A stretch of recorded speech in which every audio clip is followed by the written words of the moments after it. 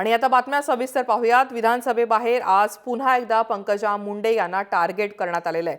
विधानसभेच्या पायऱ्यांवर विरोधकांनी सूर्यकांता चिक्की घेऊन आंदोलन केलं। मात्र आंदोलनात राष्ट्रवादीचे आमदार जितेंद्र आव्हाड यांनी पुढाकार घेतला होता। मात्र हे आंदोलन करताना हे आंदोलन आहे की पोरकटपणा असा सवाल आता उपस्थित झालेला आहे।